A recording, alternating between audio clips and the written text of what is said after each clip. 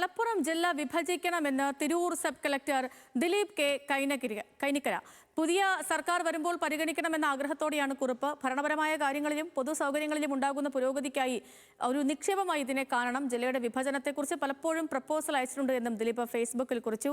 ശാന്തകുമാർ വെള്ളാളത്ത് ചേർന്നു. ശാന്തകുമാർ, 2 ദിവസം മുൻപ് ഇദ്ദേഹത്തിന്റെ ഒരു ഫേസ്ബുക്ക് പോസ്റ്റിൽ ഇദ്ദേഹത്തിന്റെ വിഷ് ലിസ്റ്റിലുള്ള കുറേ കാര്യങ്ങളുണ്ടായിരുന്നു. അതിൽ ഒന്ന് ഈ പറഞ്ഞ പോലെ മലപ്പുറം ജില്ലയുടെ വിഭജനമായിരുന്നു. 7 മണ്ഡലങ്ങൾ വെച്ച് അതിനെ വിഭജിച്ചാൽ വളരെ നന്നാകും എന്ന രീതിയിൽ. അതിനൊപ്പം തന്നെ വേറെ കുറേ കാര്യങ്ങൾ കൂടി ഉണ്ടായിരുന്നു. ഇപ്പോൾ സ്കൂളുകളുടെ നിലവാരം ഉയർത്തുന്ന കാര്യം, പെൻഷൻ പ്രായം വർദ്ധിപ്പിക്കുന്ന കാര്യം, ഇതൊക്കെ അദ്ദേഹത്തിന്റെ വിഷ് ലിസ്റ്റിലുണ്ട്.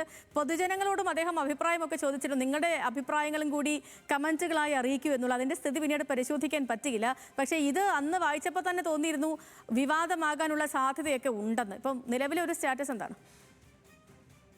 തീർച്ചയായും തന്നെയാണ് ഒരു ഔദ്യോഗിക സ്ഥാനത്തിരിക്കുന്ന പ്രധാനപ്പെട്ട ഒരു സിവിൽ സർവീസ് ചുമതലയിലുള്ള ഒരാളുടെ ഒരു അഭിപ്രായം തന്നെയാണ് വന്നിട്ടുള്ളത്. അത് പുതിയ സർക്കാർ വരുമ്പോൾ പരിഗണിക്കേണ്ട വിഷയങ്ങളിൽ ഒരു അഭിപ്രായം എന്ന രീതിയിലാണ് ഒരു IAS ഉദ്യോഗസ്ഥൻ തന്നെ അത്തരത്തിലുള്ള ഒരു അഭിപ്രായം. ഒരു ജില്ല വിഭജിക്കണമെന്നുള്ളതും ഒപ്പം തന്നെ പെൻഷൻ പ്രായം 60 വയസ്സാക്കണമെന്നും ഉൾപ്പെടെയുള്ള ചില നിർണായകമായ ചില വിവാദങ്ങൾ പലപ്പോഴും നിൽക്കുന്ന ചില വിഷയങ്ങളിൽ അഭിപ്രായം തേടിയിരിക്കുന്നു എന്നുള്ളത് ഏറ്റവും പ്രധാനപ്പെട്ടത്. അദ്ദേഹത്തിന്റെ ചില അഭിപ്രായങ്ങൾ മാത്രമാണ്. അദ്ദേഹം തിരൂർ സബ് കളക്ടറാണ് ദിലീപ് കെ കൈനിക്കര.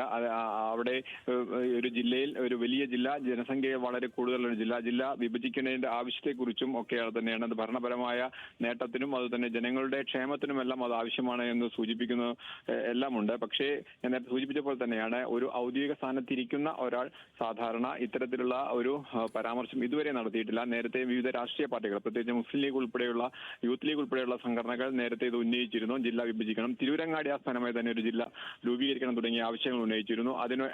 അതിനുശേഷമാണ് ഇപ്പോൾ ഇത്തരത്തിലുള്ള ഒരു IAS ഉദ്യോഗസ്ഥന്റെ കൂടി ഒരു അഭിപ്രായം കൂടി ഇപ്പോൾ സോഷ്യൽ മീഡിയയോട് പങ്കുവച്ചിരിക്കുന്നത്. സേതു, ഓക്കെ, ശരി.